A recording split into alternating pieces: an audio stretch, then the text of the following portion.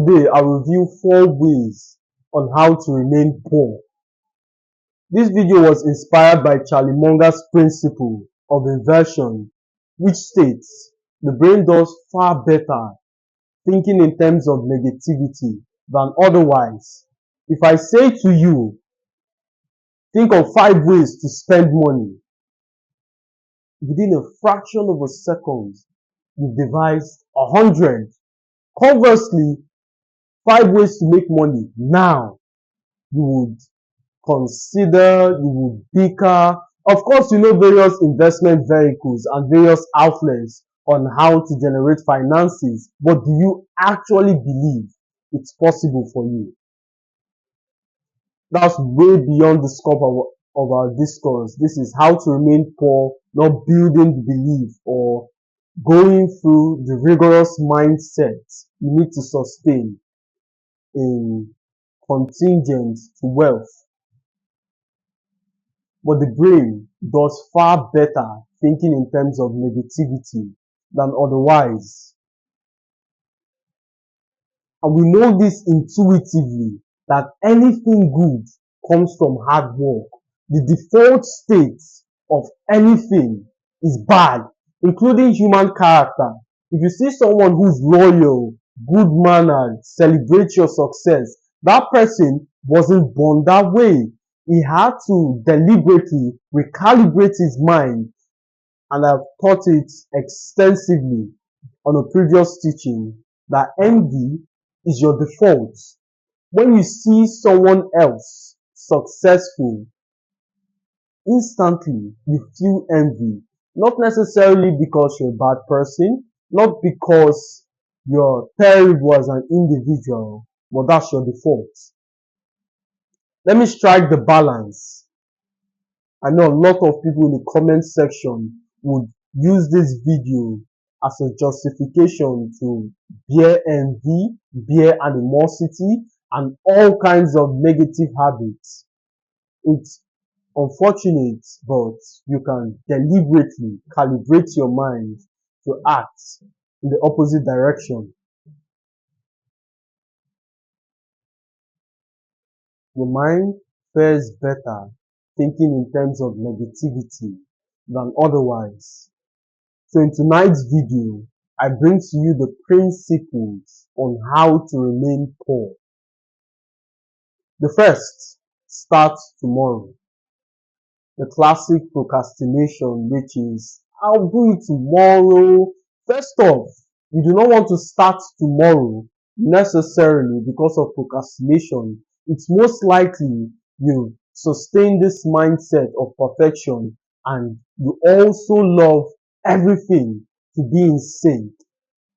For instance, you have a 6-hour work day.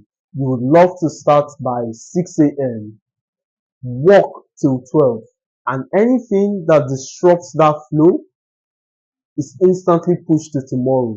You want this synchronicity and the lines should fall in perfect places. You want to sustain the idea. In fact, let me not get way ahead of myself. We'll discuss that as the second point. But still on the first, most of you love perfection. Most of you want the idea of everything to be perfect before you begin.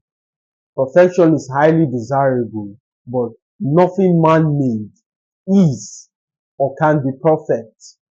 To wait for perfection is to wait forever. Imagine an individual who says, I would only make this trip once all the lights are green. What are the chances of him leaving the house? In the single digits.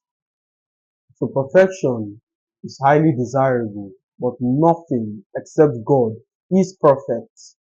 Look at your iPhones, they get upgraded every single year because the developers conform to this principle that there's always room for improvement. There's always room for improvement, irregardless. Now, as interesting as this video, as educational as this video, as much as you would love this content, there's something better than this. There is a more superior version to this video, and that is why I review every one of my videos.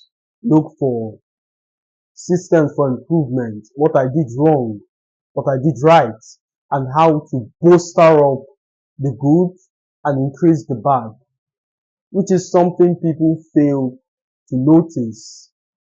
You humans focus more on the deficiency, focus more on the difficulties, what is wrong, what is missing, what did I do wrong, neglecting what you did right. What you did right, seeing through the lens of the principle, the conclusion, there is something else to be done. There is room for improvement. You can do better than what you did previously. So that's the first one. You entertain perfection as most likely why you procrastinate. The second,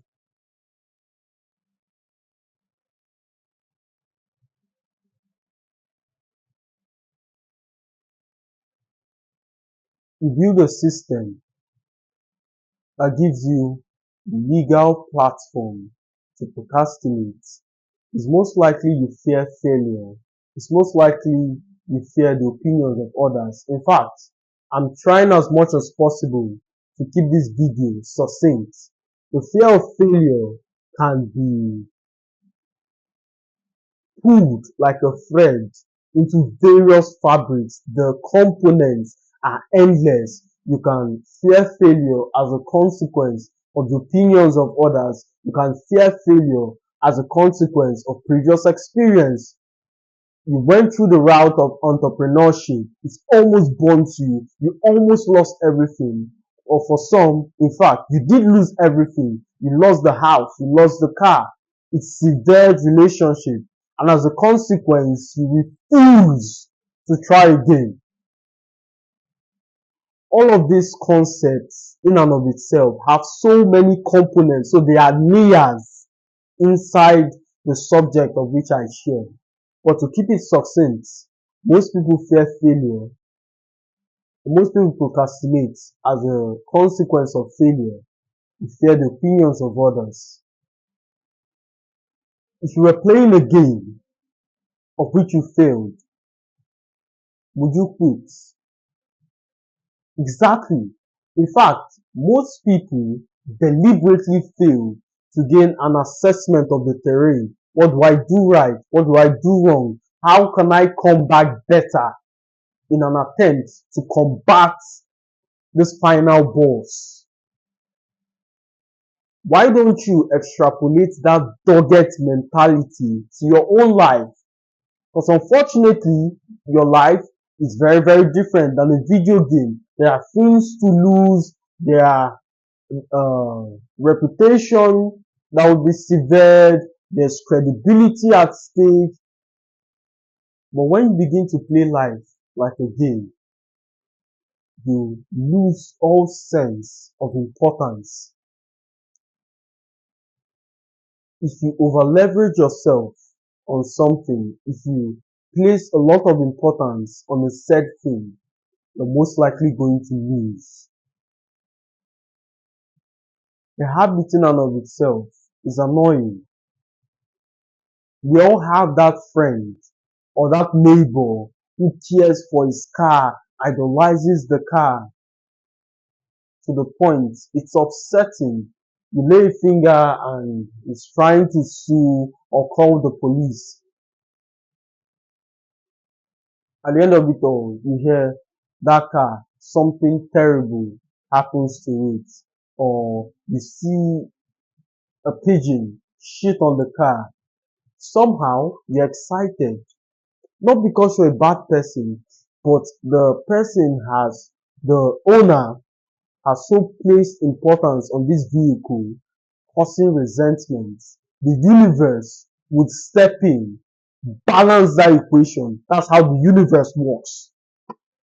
So do not idolize something. From that little analogy, it is clear overimportance on a said thing leads to resentment from externalities And if every single person has negative energy channeled towards your direction, I don't believe that's an experience you should witness. So that's the first. Start tomorrow.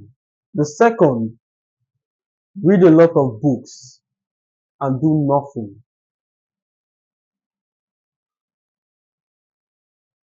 I'm going to be perfectly honest. I was once a victim of this mentality, partly because of the place I come from. There are little to no intellectuals and aristocrats.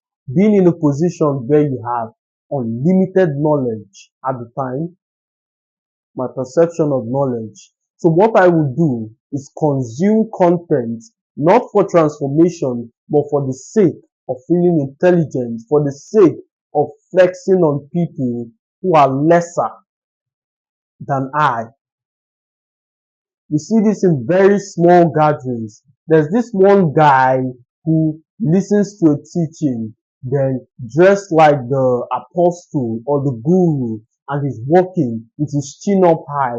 And once he speaks to his friends, three, four, five of them, who is better than, you are good, you are good, you are good. And you look, God has helped us. We would never rise that way, especially here in Nigeria, while our contemporaries are developing softwares from high school, the one we use on our phone.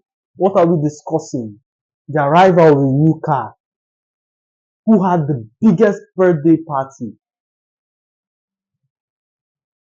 And you wonder why Africa is limited.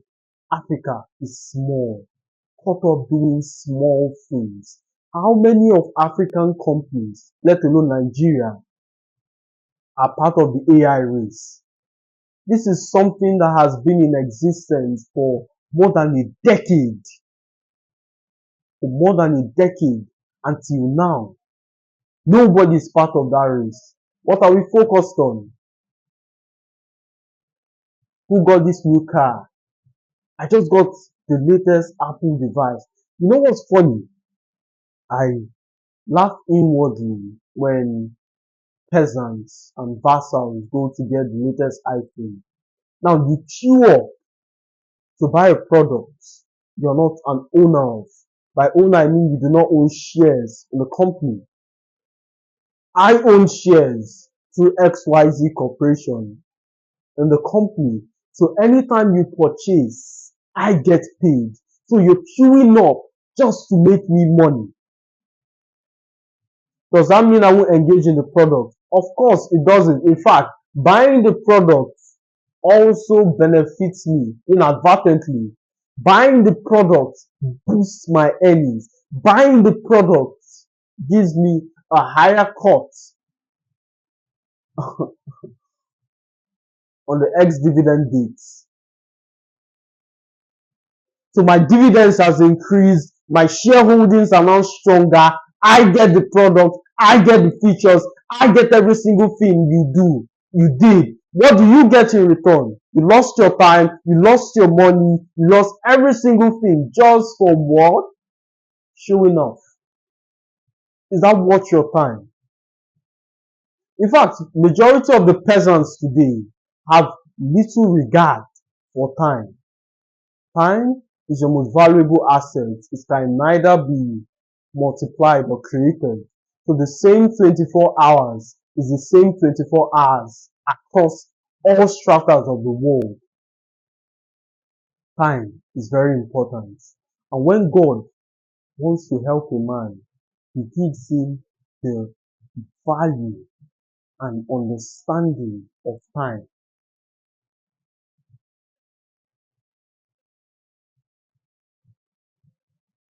Time. Time. I've spoken extensively on choices and how it affects your life. But choices cannot be made without introducing the factor of time. There is no way you can make a choice without having this component called time. How you spend your time also determines your life, because how you spend your time influences your choices. You're spending time out of your day. You were busy. Most of you had to shelve meetings and you place priority on this video. Now the teaching, the principles as a consequence of this teaching will influence your choice, ultimately deciding the quality of your life, deciding the way of your destiny. So time is as equally important as your choices. You spend your time consuming adult content and things that don't matter. It's most likely you're going to make a choice to release or go through some hedonistic routes. Time is equally as important. We move to the third one. But before we go, let me recommend the solution. For every chapter you read, you should write at least one action that will be taken. For every chapter you read, write at least one action you will take.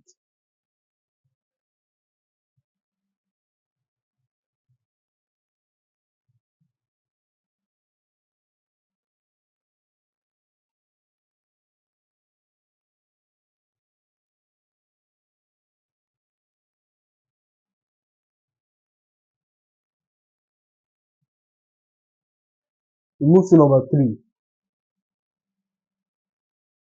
Take advice from poor people on how to be rich.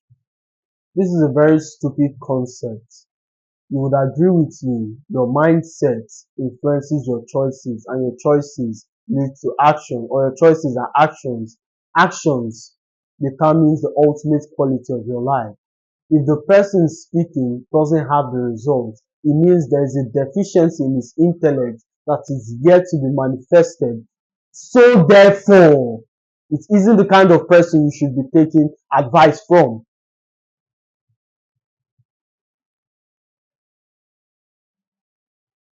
I read the story of a man in Egypt, the richest man in Babylon. On his path to success, there was a man he met while carving writings on tablets. The man said, he made him an offer. He proposed, if you are able to finish this work before nightfall, I will teach you on how to become rich. Of which he took him up immediately. The next day, the writing was finished. He said, dear friend,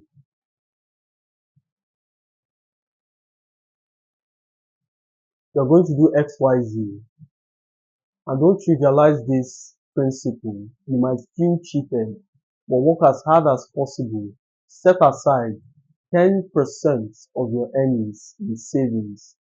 I think, I'm not sure of the percentage, but a percentage should be set out in savings. And upon his next return, he asked, how did you invest your savings? There was this bricklayer who said he's going to Greece to get diamonds and it's cheap there. So once you get the diamonds, I would sell it for a lot of profit. He smiled. Oh, foolish Akkad, he said, you have given years of hard work to nobody. But take heart. Start setting out a percentage of your savings to make investments. And as promised or as predicted, immediately the bricklayer sailed. He came back with tons of glass and replicas, but there were a lot of thieves in that area. So he was scammed. The point I'm trying to highlight, I do not want to complete the story, is take advice from people who are worthy to give it. Before you venture into any business, make sure you have an intimate knowledge of the business. Let me strike the balance because for some people this justifies laziness and this endless pursuit of intellect. The truth, you might not necessarily be able to sustain the full knowledge of the business, but there's a threshold required to start. And once you attain, waste no time. Execute immediately. Don't waste time. More tools will be found along the way. Work with what you have now. If you do not start, those tools would never be found. Start. I recall there's this business, and I wouldn't want to put out much of my personal stuff out there. But there's this business my father ventured into. He didn't understand it. It was selling motor parts. Motor parts. He would buy these parts from XYZ location, bring it to XYZ location, of which would be purchased at a bargain, unknowns to him, losing tons of dollars, thousands of dollars daily. And when he realized, it was too late, already late. So take advice from people who are sufficient to give it. Number 4, think the world is fair. Unfortunately, most Christians are the ones plagued with this idea, probably because of your preconceived notions of what morality means. I hate to be the one to share that morality has nothing to do with success. There are evil people today who are successful. There are bad and wicked people today who are successful. In fact, it annoys you secretly that you're a good person, you're prepared to give to charity, you're prepared to save women, children from the street, you're prepared to rescue peasants, you're prepared to give to the motherless babies home, you're prepared to invest in the youth, and yet you have little to no capital to compensate for a good heart. I'm here to share morality has nothing to do with success, sir. Throw a baby out of the window. Let's see gravity. Stop. No, no, no. That's just a child. And step in to catch her. Exactly. Let a baby put a fork in the plug. Let's see what happens. Exactly. So ignorance doesn't alienate you from the consequence. That's a whole podcast in and of itself. Let's be centric. Morality has nothing to do with success. Reality is objective. The conceptions you have of yourself is what would materialize in reality.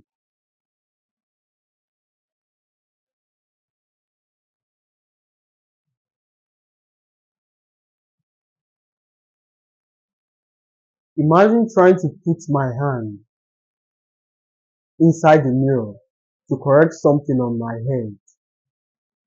The ridiculous concept it is. The solution is to correct it here and the mirror corrects itself. The mirror doesn't smile before you. But as long as you still sustain the same conception about yourself, that would be your reality. And I made a video on, I can't recall the name. It has something to do with mindset, your perception of reality. If I believe I can't get a certain quality of woman, I'm right. Henry Ford said it best. Whether you believe you can or you can't, you're right. So if I believe I can't get this quality of woman, I'm right. Not necessarily because I'm right, but my beliefs would steep into my action, causing me not to approach that kind of lady because my lot has already been determined. Now, if I try to put my hand in the mirror by walking up to that lady, it's most likely I would fidget, I would be anxious, cheeks will turn red, give out all signals that indicates low value,